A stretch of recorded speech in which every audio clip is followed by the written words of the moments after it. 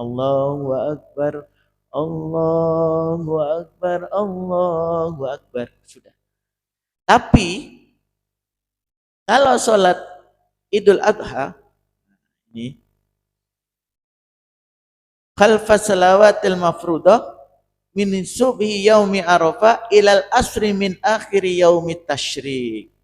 Tapi kalau takbir yang disunahkan pada hari-hari Idul Adha itu mulai masuk waktu maghrib di malam sholat Idul Adha sampai waktu asar hari terakhir tasyrik.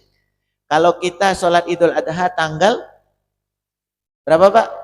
10, hari tasyrik berarti tanggal berapa? Nah, 11, 12, 13. Itu disunahkan untuk takbir. Boleh setelah sholat duhur, setelah sholat sunnah, ba'diyah, setelah sholat asar, maghrib, isya, subuh, itu sangat disunahkan untuk takbir. Sampai hari terakhir tasyrik, hari ke-13, hari tanggal 13, waktu asar. Setelah asar, udah tidak disunahkan lagi. Jadi hari-hariannya habis sholat udah nggak usah wirid dah, langsung aja takbir. Habis duhur takbir, habis sholat sunnah takbir, asar takbir, maghrib setelah sholat sunnah ba'diyah takbir lagi. Pokoknya sepanjang hari itu disunahkan untuk takbir. Lafaznya ya boleh sederhana, Allahu Akbar, Allahu Akbar, Allahu Akbar. Ditambah dengan la ilaha illallah, ditambah dengan Allahu Akbar kabira boleh, walhamdulillahi katsira wa subhanallahi bukrata wa asila, terserah. Ditambah, ada yang ditambah la ilaha illallah wahdah sadaqa wa'dah wa nasara abdah wa azza jundahu wa hazamal azaba wahdah, boleh, bebas. Sigot atau bentuk takbirannya bebas. Ya. Jadi ini perbedaannya. Kalau sholat Idul Fitri dari malam terakhir kita berpuasa sampai kapan?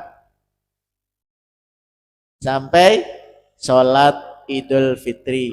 Dah setelahnya udah gak usah takbiran. Tapi kalau takbir yang disunahkan di hari-hari Idul Adha, mulai malam Idul Adha sampai hari ke-3 atau terakhir hari tasyrik di waktu asar. Masuk waktu asar udah itu terakhir.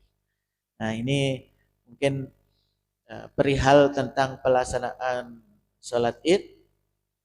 Ada pertanyaan, kalau yang sedang haid boleh enggak hadir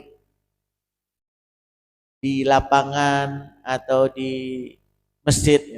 Kalau masjid terus dipakai halamannya, boleh hadir, diam aja di situ. Hadirnya itu disunahkan, tapi jangan ikut sholat, nggak boleh. Kalau lagi berhalangan sholat justru dosa. Menggang Al-Quran, baca Al-Quran nggak boleh. Puasa nggak boleh. Haji nggak boleh. Tapi hadir di lapangan tempat sholat Idul Fitri, Idul Adha boleh. Tapi diam aja di situ, hadirnya aja. Setelah itu baru mendengarkan khutbah. Takbir boleh. Ini sambil menunggu sholat takbir. Ketika sholat nggak usah ikut. Gitu. Tapi kalau dilaksanakan di masjid, jangan masuk masjid. Karena wanita yang haid atau nifas tidak boleh berdiam diri lama di masjid. Menjaga kesucian masjid. Khawatir ada yang terjatuh, netes, tembus, najis masjidnya. Di luar aja, di halaman luar boleh. Nah ini ada juga kalau pengajian, kemudian pengajiannya dilaksanakan di masjid, misalkan pengajian ibu-ibu dilaksanakan di dalam masjid. Kalau lagi berhalangan jangan. Gak boleh. Sampaikan ke istri-istrinya, kalau lagi halangan ya udah nggak usah hadir ke pengajian. Atau kalau mau duduk di luar ya boleh.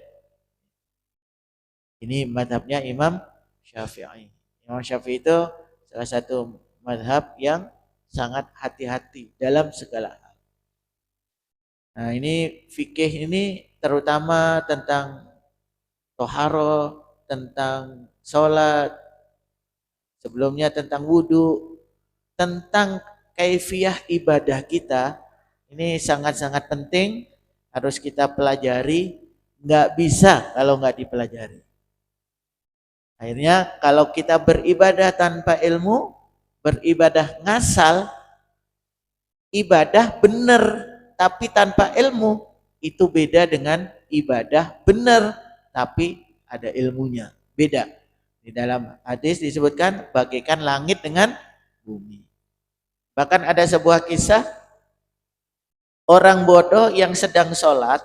Bodoh itu dalam pengertian dia tidak tahu ilmunya tentang ibadah yang dia lakukan. Sedang sholat, kemudian ada orang alim yang faham tentang pelaksanaan sholat ibadah, tentang ibadah baik itu sholat, wudhu dan lain sebagainya. Dia sedang tidur, itu lebih ditakutin oleh setan yang sedang tidur daripada yang sedang sholat. Ditanya oleh Nabi, kenapa kamu lebih mengkhawatirkan yang tidur? Kan dia lagi tidur nggak ngapa-ngapain. Kata iblis, itu yang lagi beribadah tanpa ilmu, udah pasti salah, udah nggak usah digodain. Mungkin hatinya kemana karena nggak tahu ilmunya, dia membayangkan Allah seperti sebuah sosok yang sedang memantau dia lagi sholat. Wah, itu parah itu. Kita nggak boleh ya. Seringkali kita mendengar kalau kita sholat, bayangkan Allah sedang melihat kita. Jangan sampai kita membayangkan sebuah sosok. Ini parah, sangat fatal. Karena Allah tidak bisa disamakan dengan apapun, diwujudkan dengan seperti apapun. Apalagi kita bayangkan seperti sesosok apapun, nggak bisa. Itu mainannya di hati. Keyakinan bahwa Allah melihat kita, Allah mendengar kita. Kalau yang nggak tahu, dia pernah dengar. Kalau lagi sholat, bayangkan Allah melihat kita. Akhirnya dalam sholat dia bayangin seperti Allah ada di depannya, melihat seperti melihatnya manusia. Wah, itu bahaya, itu fatal. Makanya alhamdulillah kita sedikit demi sedikit sama-sama kita mudzakarah, saling mengingatkan ya, bukan menggurui, kita saling mengingatkan, saling mempelajari ilmunya agar sholat atau ibadah-ibadah yang kita lakukan dinilai kualitasnya tinggi di hadapan Allah karena berdasarkan ilmu. Mungkin ini saja yang dapat kami sampaikan, mudah-mudahan bermanfaat untuk kita semua dan menambah kualitas ibadah kita di hadapan Allah Subhanahu wa taala. Astaghfirullahaladzim, astaghfirullahaladzim, astaghfirullahaladzim, innallaha ghafurur rahim. Allahumma salli wa sallim wa barik ala sayyidina Muhammadin fil awwalin wal akhirin wa sallim wa radiyallahu ta'ala an kulli sahabati rasulillah ajma'in walhamdulillahi rabbil alamin hamdan syakirin hamdan na'imin hamdan yuwafi ni'amahu wa yukafi mazidah. Ya Rabbana lakal hamdu wa ma yanbaghi li jalali wajhil karim wa 'azimi sultanik. Allahumma ighfir lana dhunubana wa dhunuba walidina warhamna rabbana shighara wa li jami'il muslimina wal muslimat wal mu'minina wal mu'minat ala Allahumma anzilna barakatuh wal hidayah. Allahumma barik lana fi ilmina wa barik lana fi rizqina wa barik lana fi